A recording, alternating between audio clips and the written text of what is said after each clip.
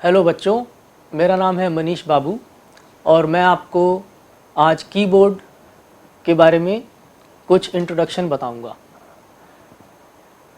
Keyboard आप सभी ने देखा होगा, एक इंस्ट्रूमेंट होता है, इलेक्ट्रॉनिक इंस्ट्रूमेंट होता है और उसमें कुछ कीज़ होती हैं, वाइट कीज़, ब्लैक कीज़, ऐसी कीज़ होती हैं और उसको जब आप प्रेस करते हैं तो उसमें से सुर निकलते हैं। जैसे फॉर एग्ज़ाम्पल ये मेरे पास कीबोर्ड जैसा एक इंस्ट्रूमेंट है, आप देख सकते हैं और मैं इसको बजा के दिखाता हूँ आपको।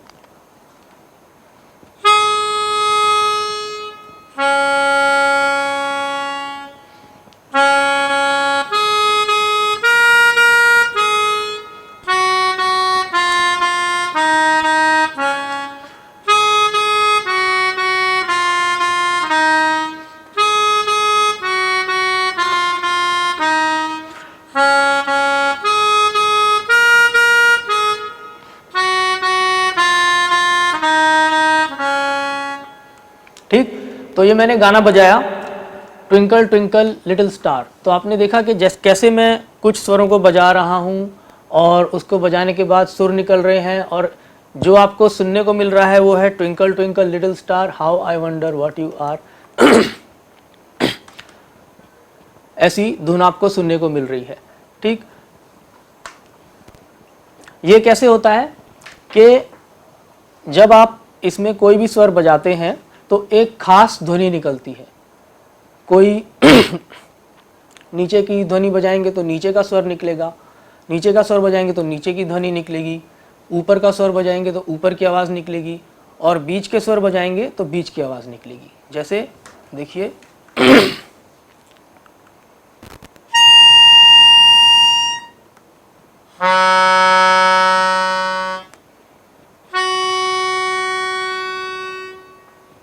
ठीक, तो शुरू में कीबोर्ड सीखने से पहले थोड़ा सा देखते हैं कि कीबोर्ड का यूज़ क्या होता है और ये कहाँ कहाँ पे यूज़ होता है और ये इसकी डेवलपमेंट कैसे हुई। शुरू में क्या था कि एक पियानो इंस्ट्रूमेंट था। पियानो आपने देखा होगा कि एक बहुत बड़ा लकड़ी का इंस्ट्रूमेंट होता है, उसमें भी कीज़ होती हैं, उसको बजाया जाता है, बैठ के ऐसे बजाते हैं।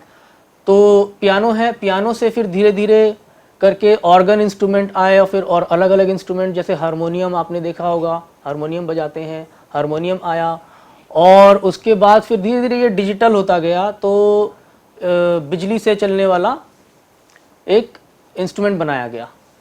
ठीक है, उसमें हारमोनियम में तो हवा मारनी पड़ती है, तो इसमें क्या है, हवा की ज़रूरत नहीं है या इसके अंदर स्ट्रिंग्स नहीं है कीबोर्ड के अंदर। इसमें क्या है कि सिंपल आपने बिजली में लगाया और आपने बजाना शुरू कर दिया। आजकल के ज़माने में जब बॉलीवुड है, फिल्मी गाने बन रहे हैं और जो हमारे आप रॉक शोज़ वगैरह देखते होंगे और जितने भी बॉलीवुड स्टेज शोज़ वगैरह होते हैं उन सब में कीबोर्ड का यूज़ होता है, कीबोर्ड बजाया जाता है। ठीक है, तो इसका यूज़ आजकल बहुत है कीबोर्ड का। अब देखते हैं कि इसको सीखने के लिए बेसिक चीज़ें क्या हैं हमारे पास। अब एकदम से तो आप गाने बजा नहीं सकते, है ना। एकदम से आप गाने ऐसे बजाएंगे तो एक गाना दो गाना सीख लेंगे। तो उससे पहले क्या है, हम इसका थोड़ा सा बेसिक सीखेंगे कि इसके बेसिक में क्या होता है। जैसे पहले क्या होता है कि आपको स्केल सीखने होते हैं, जिसको कि सरगम या सप्तक बोला जाता है। सप्तक में क्या होता है कि आपको 7 सुर नीचे से लेके ऊपर और ऊपर से लेके नीचे बजाने होते हैं। मैं आपको दिखाता हूँ इसमें, पहले आप सुनिए खाली।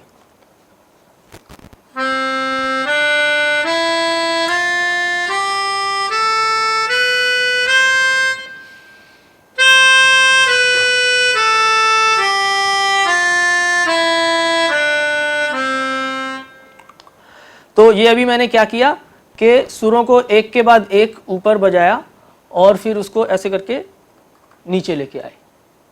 ठीक है, तो आपको जो सुनाई दिया वो है सा रे गा मा पा धा नी सा, सा नी धा पा मा गा रे सा। ठीक, तो इसी को हम लोग इंडियन म्यूज़िक में सरगम बोलते हैं या वेस्टर्न म्यूज़िक में इसको स्केल बोला जाता है, मेजर स्केल बोला जाता है।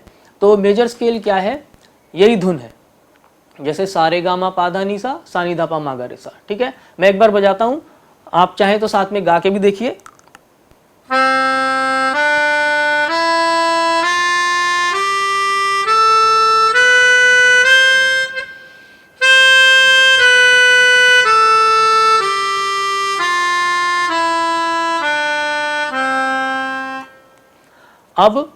ये बजाने के बाद आपको थोड़ी सी कुछ सुरों की नॉलेज होगी, तो जब आप गाने बजाएंगे तो आप क्या करते हैं कि इन्हीं सुरों से आपको पता चलता है कि अच्छा ये गाना मुझे बजाना है तो अब मैं ऐसे सुर को बजाऊं।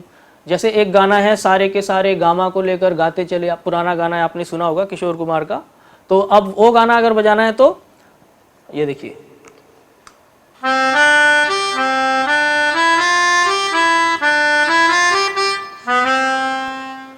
अब इस गाने में मैं इन्हीं स्वरों का यूज कर रहा हूं, जिन स्वर पे मैंने सारे गामा बजाया, सारे गामा पा धा नी सा नी धा पा मा ग रे सा, और उन्हीं स्वरों को कुछ रैंडमली बजा बजा के मैंने ये गाना बजाया। तो ऐसे कुछ स्केल्स आपको सीखने होते हैं, और इस स्केल को जो मैंने अभी आपको बजा के बताया है, जो स्केल मैंने आपको अभी बजा के बताया, उसको शुद्ध स्वर बोला जाता है कि ये सारे स्वर शुद्ध स्वर है। इससे जो साउंड निकलता है सा रे गा मा पा धा नी सा, ऐसे ये सारे शुद्ध स्वर हैं। और इंग्लिश में, वेस्टर्न म्यूजिक में इसको बोला जाता है नेचुरल नोट्स। शुद्ध स्वरों को नेचुरल नोट्स बोला जाता है। तो जब भी आप ये धुन सुने या ये धुन गाएं सारे गा मा पा धा नी सा की, तो इसको आप ये मान के गाइए कि मैं अभी शुद्ध स्वर गा रहा हूँ या शुद्ध स्वर बजा रहा हूँ और नेचुरल नोट्स मैं बजा रहा हूँ। अब कीबोर्ड में क्या होता है कि कीबोर्ड में ये जितने भी नेचुरल नोट्स हम इनको बोलते हैं, ये सब सफ़ेद जो कीज दिखती हैं आपको कीबोर्ड में, वो सारे नेचुरल नोट्स हैं कीबोर्ड के। तो अगर आप पूरे के पूरे कीबोर्ड पे, एक इतना बड़ा कीबोर्ड होता है, तो उस पे अगर आप शुरू से लेके पूरा नीचे से लेके ऊपर तक बजाएं, सारी वाइट कीज, सफ़ेद जो नोट्स हैं उनको बजाएंगे, तो इसका मतलब है आप सारे के सारे शुद्ध स्वर बजा रहे हैं और आपको यही धुन सुनने को मिलेगी, सारे गामा पा धा नी सा। आप खुद भी कर सकते हैं, कीबोर्ड या कोई भी कीज वाला इंस्ट्रूमेंट जैसे पियानो, हारमोनियम, कीबोर्ड, ये मेरे पास एक मेलोडी का है, देखिए ये एक मेलोडी का है, इसमें भी कीज हैं। तो ऐसा कोई भी इंस्ट्रूमेंट, अकॉर्डियन भी है, उसको आप बजाएं वाइट नोट्स, तो मतलब आप सारे के सारे शुद्ध स्वर बजा रहे हैं। ठीक है, तो अब मैं आपको एक चीज़ दिखाता हूँ कि कैसे शुद्ध स्वर जो सारे गामा है उसको हम पहचानने के लिए एक हम एक्सरसाइज करेंगे कि मैं यहाँ से सारे शुद्ध स्वर बजाऊंगा और बीच में मैं एक ऑफ नोट यानी कि एक बेसुरा स्वर बजाऊंगा जो कि शुद्ध स्वर में नहीं है। ठीक है, तो आप देखिएगा कैसे वो थोड़ा सा अलग सा लगता है आपको सुनने में। अब आप सुनेंगे इसको,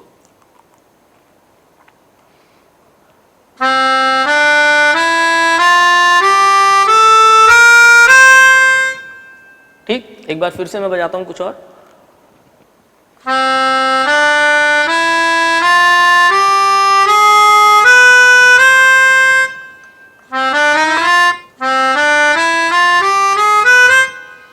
तो ये जो सिक्स्थ नोट आपको सुनाई दिया, सा रे गा मा पा धा नी सा, ये जो सिक्स्थ नोट है, हल्का सा आप ध्यान से सुनेंगे तो आपको अलग सा सुनाई देगा। क्यों? क्योंकि मैं ये वाले स्वर नहीं बजा रहा था, उसकी जगह मैं अलग स्वर बजा रहा था। यानी कि हमने क्या, इससे क्या सीखने को मिलता है कि जो शुद्ध स्वर है उसकी एक खास धुन है, उसकी एक खास आवाज़ है। उन आवाज़ से अगर एक भी सुर हम अलग बजा देंगे, जैसे सपोज आप यहाँ से बजा रहे हैं नीचे के सारे, एक भी स्वर अगर ये इधर के बज जाएंगे तो वो एक तरीके से गलत हो जाएगा। ठीक है, तो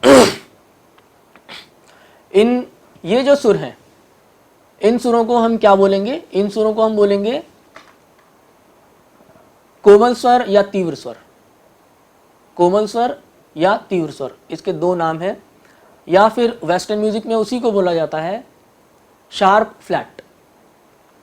ठीक है, और ये जो शार्प फ्लैट है ये 5 तरीके के हैं, 1 2 3 4 5। इसको देखेंगे, ये जो 5 हैं, 2 इधर हैं, 3 इधर हैं, फिर वही 2 इधर हैं, वही 3, ये सेम है।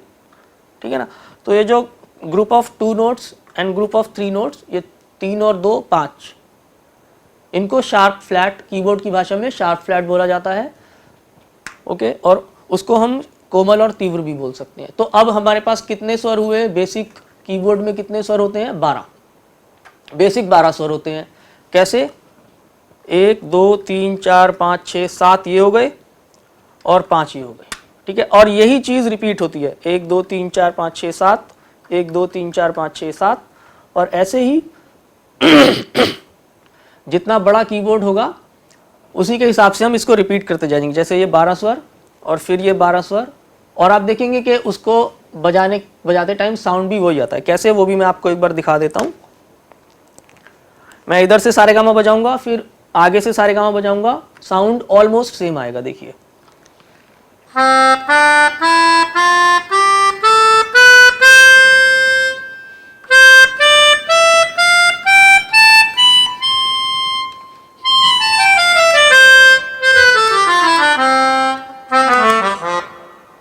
ठीक। और अगर इस कीबोर्ड के इधर भी नोट्स हैं, इधर भी नोट्स हैं, तो वही सेम साउंड आएगा। तो एक तो बात ये कि टोटल 7 शुद्ध स्वर होते हैं, सारे गामा पा धा नी, और 5 जो है वो शार्प या फ्लैट उसको बोला जाता है, वो स्वर होते हैं। टोटल 12 नोट्स हैं हमारे पास, ठीक है। और कीबोर्ड को बजाने के लिए ऐसा नहीं कि हम किसी भी फिंगर से कोई भी की बजा देते हैं, ऐसा नहीं है। उसके लिए एक खास ट्रेनिंग होती है कि आप इस फिंगर से इस की को दबाएंगे, इस फिंगर से इस की को दबाएंगे, तभी जाके आपकी जो प्लेइंग है वो ठीक से हो पाएगी, उसको आप ठीक से कर पाएंगे, ठीक। अब देखिए कैसे, क्या क्या नहीं करना है आपको कीबोर्ड बजाते टाइम। आपको ऐसी फिंगरिंग नहीं रखनी है कि एक नॉर्मल सी फिंगरिंग रखनी है, जैसे फिंगर्स ऐसे नॉर्मल रखना है, 1 2 3 1 2 3 4 5 ऐसे करके, ठीक है। अब इसको कोई भी ऐसे नहीं करना है कि ये उल्टा हो गया, या ये ऐसे चला गया ज़्यादा, या ये ऐसे हो गया, या ऐसे कुछ ऐसे हो गया ज़्यादा, अजीब सा कुछ नहीं करना है, ठीक है। ये बात सभी बच्चे ध्यान से सुन लें कि जो नॉर्मल फिंगर, जैसे आप ऐसे हाथ को कीबोर्ड पे रखते हैं, ऐसे नॉर्मल फिंगरिंग जो है, मोस्टली हमारा जो थंब है वो नीचे बजाता है और बाकी फिंगर्स ऊपर ऐसे बजाती हैं, नॉर्मली ऐसा होता है, ठीक है। तो ये इसकी हैंड पोजीशन इसको बोला जाता है, ये बहुत ज़रूरी है इसके अंदर। अब हैंड पोजीशन के लिए हमारे 2 हाथ से हम कीबोर्ड बजाते हैं। कुछ लोग केवल राइट हैंड से बजाते हैं, वो भी ठीक नहीं है। कुछ लोग केवल लेफ्ट हैंड से बजाते हैं, वो भी ठीक नहीं है। आपको अगर कीबोर्ड बजाना है, आपको धीरे धीरे धीरे प्रैक्टिस करना है कि आप दोनों हाथ से कीबोर्ड बजाएं, तभी बेस्ट, उसमें से सबसे बेस्ट आप बजा पाएंगे, ठीक है। अदरवाइज सिंगल हैंड से बजाएंगे तो ज़्यादा कुछ आप नहीं कर पाएंगे, या खाली लेफ्ट हैंड से बजाएंगे तो भी ज़्यादा कुछ नहीं कर नहीं पाएंगे। तो इसके लिए हम सीखेंगे फिंगर की पोजीशन, मतलब फिंगर नंबर होता है एक। जैसे थंब को बोला जाता है finger number 1, thumb finger number 1 हो गया, 2 3 4 5, इंडेक्स फिंगर 2, देन 3 4 और लिटिल फिंगर 5, ठीक है। और लेफ्ट हैंड में भी 1 2 3 4 5। तो अगर मैंने आपसे बोला कि आप इस सुर को थंब से, फर्स्ट फिंगर से बजाएंगे, तो आप किससे बजाएंगे? थंब से, ऐसे, ठीक है। यानी कि इस सुर को हम थंब से बजाएंगे। उसके बाद इस फिंगर को जैसे सेकंड से बजाएंगे तो इस सुर को सेकंड से बजाएंगे, फिर थर्ड, फोर्थ, 5, तो 1 2 3 4 5, ठीक है। अब हम थोड़ा सा देखते हैं कि ये जो हमने सारेगामा पाधा निसा किया स्केल, ये स्केल हम कितने तरीके से बजा सकते हैं। जैसे इसी स्केल को हम हर एक स्वर से बजा सकते हैं।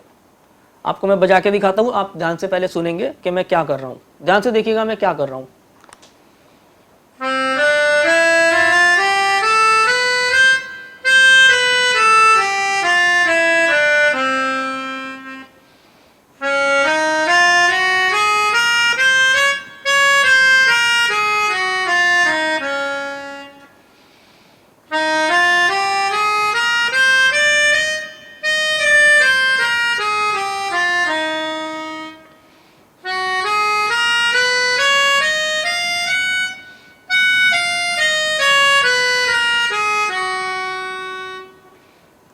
मैंने 3-4 जगह से आपको सारेगामा पाधा निसा सानी धापा मागारे से सुनाया, तो इसमें क्या हुआ कि धुन तो वही है, सारेगामा पाधा निसा सानी धापा मागारे सा, लेकिन मैं अलग अलग जगह से बजा रहा हूँ। तो उसमें फ़र्क क्या है?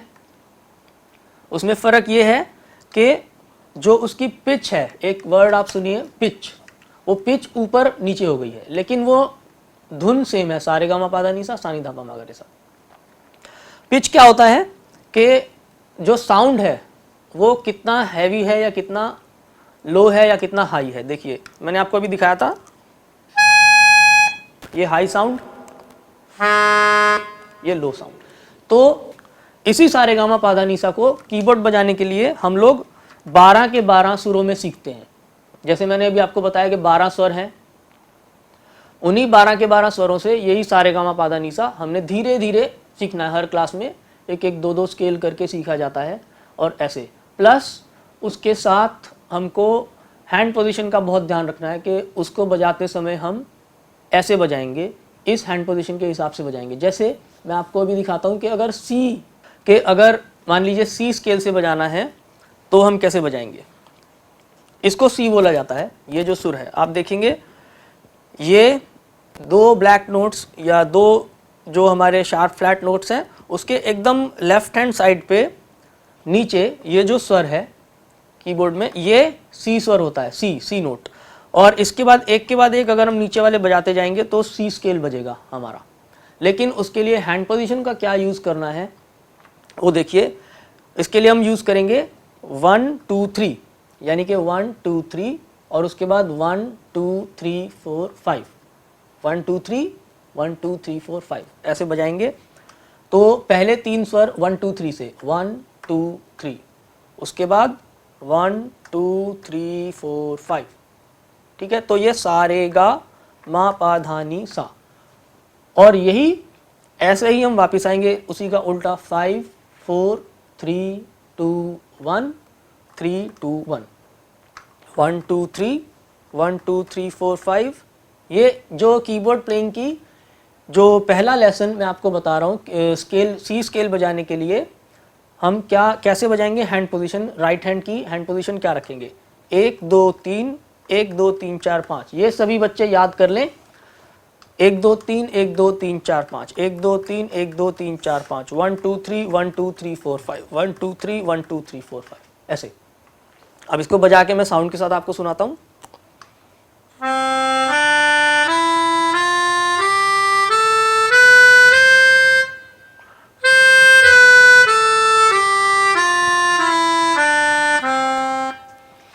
इसी का धीरे धीरे अभ्यास करना चाहिए, क्योंकि अभी शुरुआत में जो सीखते टाइम फिंगर्स की मूवमेंट ज़्यादा तेज़ नहीं होती है, तो उसके लिए एक्सरसाइजेज हैं फिंगर मूवमेंट तेज़ करने के लिए। इसी को धीरे धीरे बजा के प्रैक्टिस करके उसकी स्पीड बढ़ाई जाती है, वो भी मैं आपको दिखाता हूँ।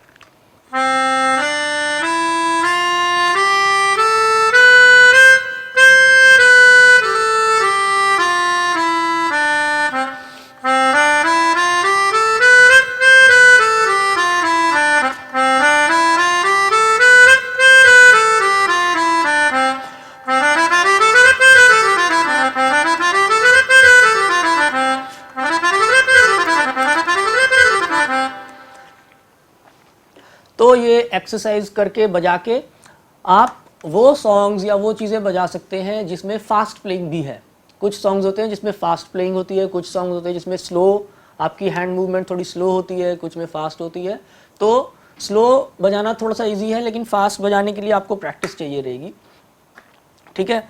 तो एक चीज़ तो ये कि सारे गा मा पा धा नी सा को हम 12 अलग अलग जगह से बजा सकते हैं और बजाना ही चाहिए म्यूज़िक सीखने के लिए। और जो हैंड पोजीशन है वो हर एक 12 जगह से आप बजाएंगे तो हर एक सुर से उसकी अलग हैंड पोजीशन है, ठीक है। यहाँ सी से 1 2 3 1 2 3 4 5 5 4 3 2 1 3 2 1 ऐसे है।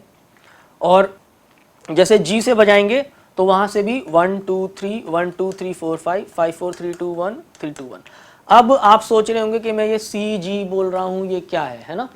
तो ये जो 12 स्वर मैंने आपको बताए, इनके नाम हैं, अल्फ़ाबेट में नाम है, जैसे C D E F G A B, C D E F G A B. C से लेके बी तक 7 जो हैं शुद्ध स्वरों के नाम है, जैसे C D E F G A B, 1 2 3 4 5 6 7, ये 7 शुद्ध स्वर के नाम है। अब जो हमने स्केल सीखा था, सरगम सीखी थी, सा रे गा मा पा धा नी सा, तो उन्हीं स्वरों को हम ऐसे भी कर सकते हैं, C D E F G A B और सी। ये सी दोबारा क्यों आता है? क्योंकि ये सी से फिर से वही C D E F G A B repeat होता है। ये आपको सीख लेना है ठीक से, C D E F G A B, C D E F G A B, ठीक है। ये देखिए यहाँ से इसको बजाएंगे तो वही सेम ट्यून निकलेगी।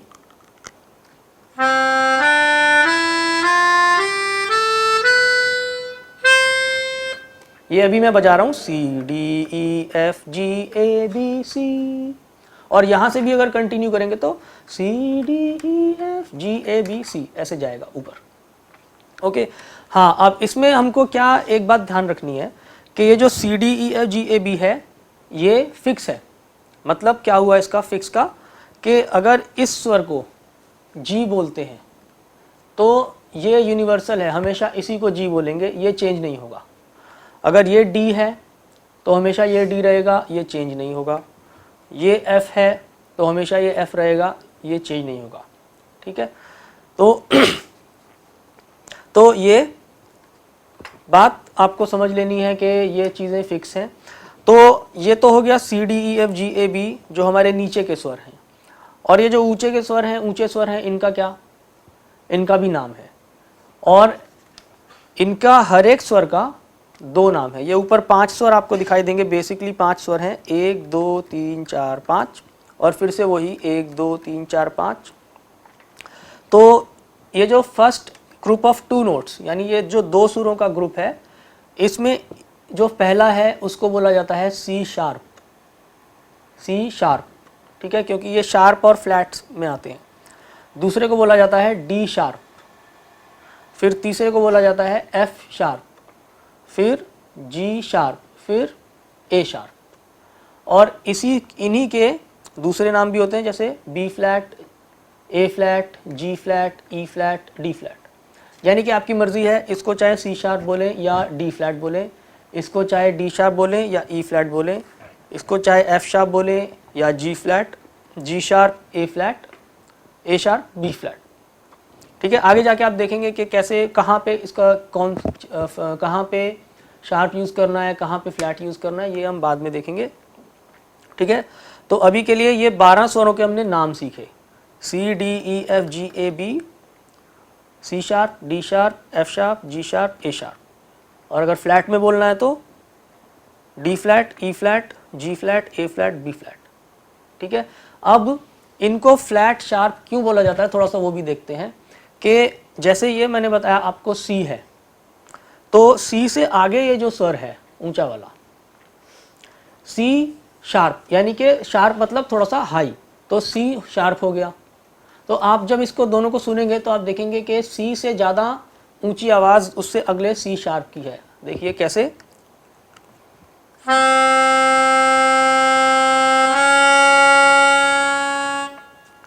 सी शार्प की आवाज़ उससे थोड़ी सी ऊंची हो गई।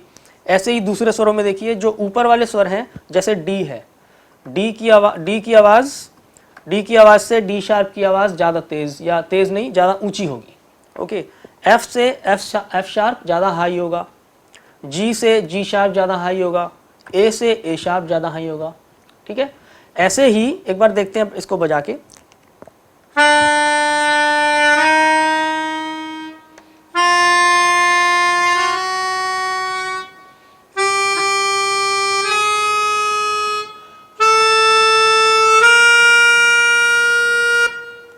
अब ऐसे ही इसको फ्लैट क्यों बोला जाता है, क्योंकि बी, ये बी स्वर है, बी नोट है, बी से ऐसे नीचे जाएंगे अगर इस पे, तो बी से थोड़ी सी इसकी आवाज़ नीचे होगी, इसीलिए इसको बी फ्लैट बोला जाता है।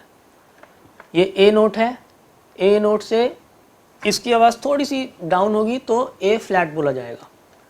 ये जी नोट है, थोड़ी सी डाउन होगी, जी फ्लैट बोला जाएगा। देखिए प्रैक्टिकली आप सुन के देखिए, आप देखेंगे ध्यान से तो आवाज़ थोड़ी सी नीचे हो जाती है, सुर नीचे हो जाता है थोड़ा सा।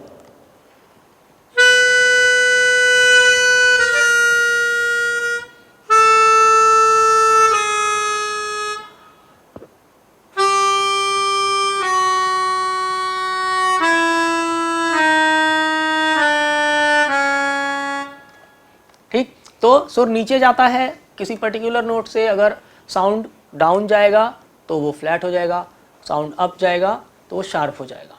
ये बेसिक चीज़ें हैं जो आपको सीखनी है, ठीक है। अब हम देखते हैं कि ग्रुप ऑफ नोट्स जो होते हैं, ग्रुप ऑफ नोट मतलब कि अगर मैं कुछ ऐसा बजाऊं, अलग अलग ग्रुप्स में आपको सुनाता हूं, 3 स्वरों का ग्रुप सुनाता हूं।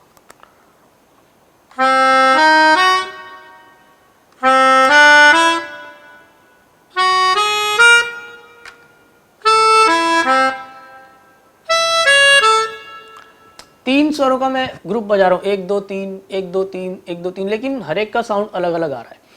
तो अभी हम क्या करेंगे कि 3 स्वर बजाएंगे और ये नीचे वाले स्वरों पे बजाएंगे, और हम देखेंगे कि कैसे वो 3 स्वरों का ग्रुप नीचे से लेके ऊपर तक जाता है और कैसे ऊपर से लेके नीचे तक आता है। ये एक एक्सरसाइज है जो कि हम कीबोर्ड सीखने में यूज़ करते हैं। जैसे इसको क्या बोलते हैं कि इसको हिंदी में हम अलंकार बोलते हैं, ठीक है। अलंकार कई होते हैं, उसकी कोई गिनती नहीं है, तो ये एक अलंकार, और इसी को इंग्लिश में एक्सरसाइज बोला जाता है या सीक्वेंस भी बोला जाता है। तो एक्सरसाइज से क्या होगा कि आप बजाएंगे और आप डिफरेंट कॉम्बिनेशन ऑफ नोट्स बजाएंगे, वो बजाना सीखेंगे। हमने क्या करना है, फिंगर नंबर 1 2 3 से बजाना है, 1 2 3, सी नोट से 1 2 3 करेंगे, फिर हैंड पोजीशन को एक सुर आगे ले जाएंगे, फिर 1 2 3 करेंगे, फिर एक सुर आगे ले जाएंगे, फिर 1 2 3 करेंगे, फिर एक सुर आगे ले जाएंगे, फिर 1 2 3 करेंगे।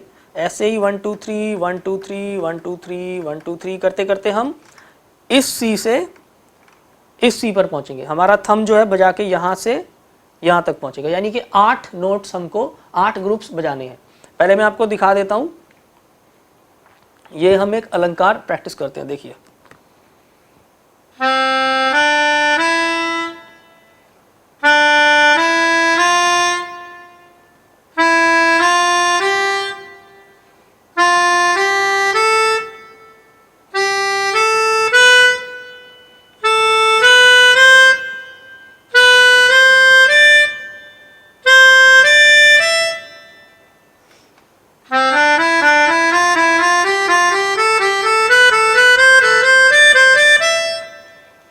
नीचे से ऊपर गए, अब इसी को उल्टा क्रम में बजाते बजाते हम वापस नीचे आएंगे।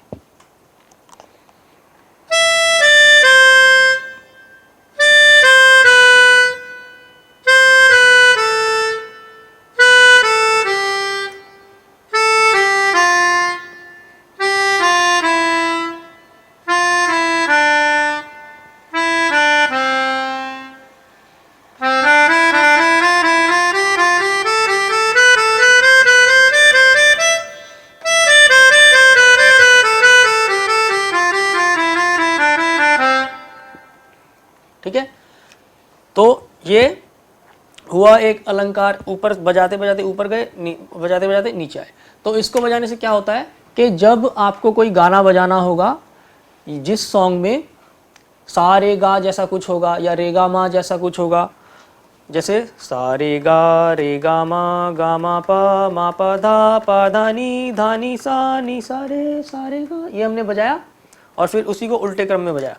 तो आपने अगर ये प्रैक्टिस कर लिया ठीक से, तो आप इस टाइप का कोई सॉन्ग या कोई म्यूज़िक आराम से पकड़ सकते हैं। मैं आपको एक एग्जांपल भी देता हूँ। एक गाना है, एक प्यार का नगमा है, आपने सुना होगा, एक पुराना सॉन्ग है। तो उसकी जो बिगिनिंग है वो ऐसे ही है, जैसे हम ये बजाएं सा रे गा, राइट, सा रे गा, और वो गाना कैसे है, एक प्यार का नगमा है, ऐसे वो गाना है।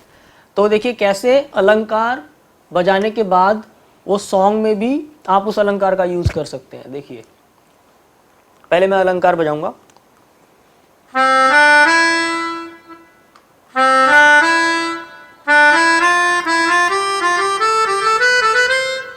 अब इस अलंकार का जो बिगिनिंग है सी डी ई या सा रे गा, उसी से गाना कैसे निकलेगा,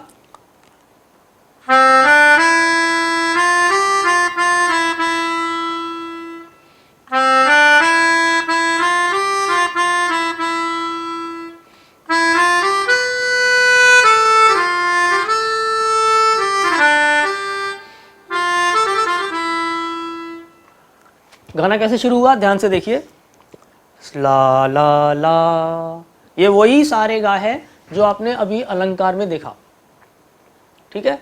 तो वही अलंकार से इसको कनेक्ट कीजिए कि कैसे उसमें हमने सारे गा किया था, इस गाने में। तो ऐसे कई गाने हैं जिसमें ये सेम अलंकार यूज होगा, सारे गा से कई गाने शुरू होते होंगे। अब आपने अगर अलंकार प्रैक्टिस किए हुए हैं या एक्सरसाइजेस प्रैक्टिस की हुई है तो आप सॉन्ग्स को आसानी से बजा सकते हैं। और ऐसा नहीं है कि खाली यही अलंकार एक हमारे पास है, अलंकार कई तरीके के हैं। मैंने अभी आपको बताया कि एक्सरसाइजेस या अलंकार की कोई उसमें कोई गिनती नहीं है, वो काउंटलेस है, ठीक है। तो ये अलंकार से गाने निकले, कैसे निकला, सारे गा,